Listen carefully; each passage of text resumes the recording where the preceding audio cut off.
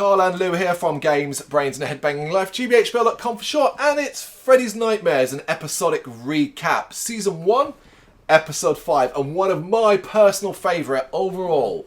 I was very excited about this one when I told you about it. Judy Miller, come on down. And I think it lived up. I hope, did it live up? I was very excited about it, and I really enjoyed the concept and the idea behind it. It's a very silly idea that worked very well. What about the difference between the segments? So obviously the first segment, you know, we'll get into a bit more detail about the game show segment and the money and all that, to the second segment about the money potentially corrupting her, ruining her marriage, and the future self coming back to tell her. Do you feel the same about both? You think both were good? I feel I like the game show one more, because that's what I wanted. Yeah, but the overall package, because it is one complete story. We follow Judy from one episode to the next. It's not like it changes. No, but I think I preferred the game show part. Okay, well, this one's written by Jack Temchin and Michael DeLuca and directed by Tom DeSimone. Characters. We have characters and actors. We have Siobhan McCafferty playing Judy.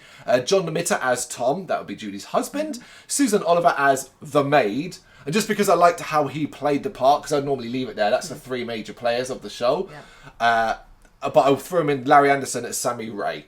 That's the host of the game show, who was a guy who really understood how to capture the sort of cheesy game show host of a certain era, but then also be able to turn it quite sinister.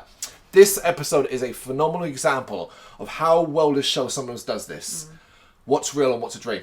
By the end, if I turn around and said to you, all of that was a dream, from the moment she first started watching the game show on her bed to the very, very end, none of that was real. Yeah. You would believe it, right? Definitely. That's how strong it is. Yeah. That's how cleverly it is. And you could say, well, doesn't that make it feel like a waste of time?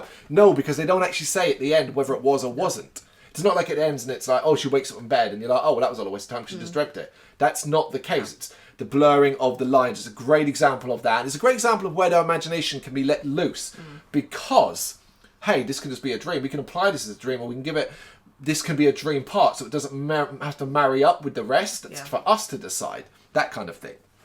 So, Judy Miller is a homemaker, a woman at home, a wife at home. What do we call them? Stay-at-home mom? Housewife? No, not mom. She's not mother. Housewife. Yeah, sorry. I was looking for the word there. Yeah. Think of all these different. Because her husband is studying for school. He's basically in night school, working during the day, working hard, becoming a law. It's law. Law school. So he's working hard. But Judy is stuck at home with the in-laws who are demanding, and Tom is demanding as well. There is a great opening scene, and the opening scene where she first wakes up in bed and Tom is basically lying on top of her. Through that scene, you immediately get the implication, and you might not notice until you see the scene at the end. Him lying on top of her, suffocating her. She's suffocated. Yeah. At the end, it's the other way around. She's lying on top of him. Yeah. That's a really cool thing. But basically, she's miserable at home. She's really, really unhappy. Feels taken advantage of by Tom and the in-laws, and we see a bit of that as well. You know, there's a little bit of there's growing resentment in Judy towards Tom more than anything else, even though she understands all that. She's got an obsession with game shows. She dreams of winning big money on a game show. There's one in particular as well she likes to watch on TV. You know, she wants to get money and hopefully have a better life. Yeah, that kind of thing. Of course, Freddy pops up then and says the "be careful what you wish for" line, as Judy does end up being a contestant on one. And the transition to this is really clever because it's late at night, she's in bed, she wakes up and it's her name's announced, and then we just cut to her at the studio. Is that real? Yeah, do you see what I mean? Yeah. But then later on when she leaves, she'll leave in the daytime and get in a car and drive away, and then we'll see that she did win money. But it doesn't mean it was done in that same aspect. She might have actually got in a game show and then dreamt the sort of nastier thing after she was announced to be on the game show. Yeah. So I mean, like, the announcement of being in the game show might have been real, but what occurred clearly wasn't. Yeah. Clearly, of course. So yeah, on the game show, it's she gets two other women, and it's basically Q&A. You spin a wheel, it stops, it gives you a category, and then you answer some questions about it. But hers become more and more personal, specifically targeting about how she feels about her husband and the in-laws. It's really well done. She kind of sort of laughs it off at first. Oh, he's a bit weird, he's a bit personal, until it gets a little bit more sinister as well, particularly when her in-laws are then tied to a table and covered with honey and some ants. Those ants, South American ants that like eat you. Those. Yeah. And then her husband is put under a swinging blade and Judy has to answer questions quickly to save him. Yeah. That bit I loved because it's not questions. What the host is doing, what Sammy Ray is doing, is he's off saying statements that she's thought or felt, and she's in a desperate attempt to save Tom, is trying to justify them, even though like it's gaslighting. She's gaslighting herself. Yeah. Oh, he did this to you, and you feel this way. Oh, but he works so hard, and he's at school. You know what I mean? It's like but there's no. It's like clever, that. It's really, really clever stuff. And I'm thoroughly into it.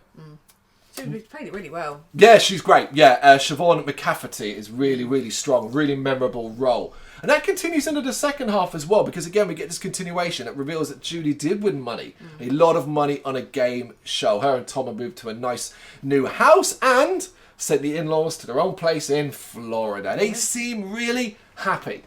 They do seem happy. Aside from she keeps buying unnecessary junk, like spending the money and stuff like that, and you do sometimes get as well that the roles might have reversed her, as Tom feels a little, sometimes says things that might imply he's a little resentful, only because he's got this male view of that he's the man of the house and he should be providing, and that sort of nonsense, outdated bullshit. But he's going to I can't remember, he's going to the bank, he's going to work, and someone is going to the bank to sort something out. And a maid turns up, an elderly woman, and she's unusual. She makes Judy uncomfortable a little bit, breaks a pot and stuff like that. But then through a series of conversation stuff, she basically reveals, and it shows the imagination, she's Judy's future self. And that she's come back. How she came back is Judy never asked a question or anything like that. We probably don't have time for that. Yeah. She warns her that, look, things are going to go wrong between you and Tom. She details exactly like what will happen to her, and that she will end up killing her husband. She will end up killing Tom because of how they drift apart when he starts an affair and things like that. Judy tries to come up with every which way to dismiss it, change the future and all that, but certain things start to ring true. She overhears a phone call. She discovers that Tom might have opened a bank account in his name and moved money in there. So it doesn't look great. But all her fears are kind of put to bed in a nice way when, so future self leaves and it's like, I hope you're wrong and that kind of thing. And then she leaves. And Tom comes back and it actually reveals that he tells her, I did this with a bank account thing, but I've kind of made a mistake and I'm going to go tomorrow and change it and put it on both our names. And she's kind of like, nothing will become of this. But she's become obsessed with giving the money away. She thinks money is what's going to poison her.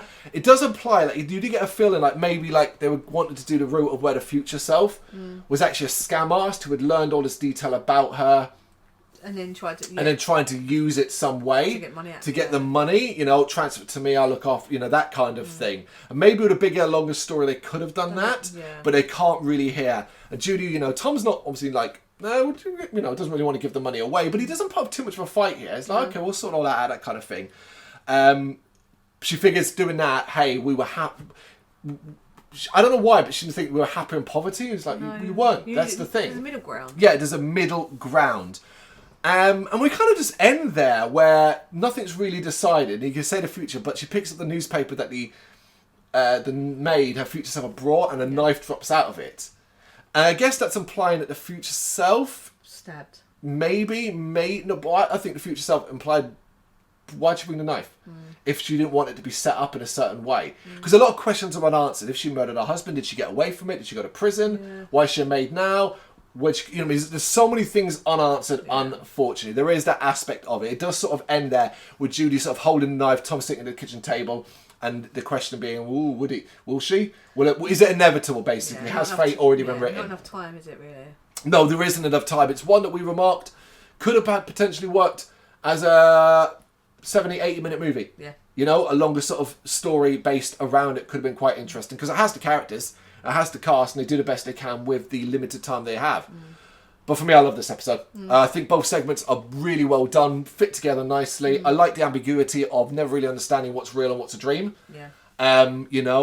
It's just it's the strongest one so far. Definitely. Yeah. If you say, do you rewatch one, I'll go, yeah, I'll rewatch this one. Yeah. Maybe to watch it again to sort of see what other bits you might have missed and maybe things you might have picked up. And like I said, there are always subtle nods. There are subtle touches. There are more in this, but I mentioned, of course, the lying on top of each other, almost smothering and stuff like that, And then the reversal. Yeah, of course. Of course, Freddy is not a major player in this one. Of course, again, it's implied he's in some way dealing with it, but other than doing his usual bookending and pithy comment through once, he is not to be seen. He's not part of this. But yeah, it's a strong one. Definitely. That is season 1's episode 5. Judy Miller, come on down. You got any thoughts and you know what to do? Let us know in the comments. Thank you very much for watching. If you liked what you saw, please help us out by giving us a thumbs up and hitting that subscribe button.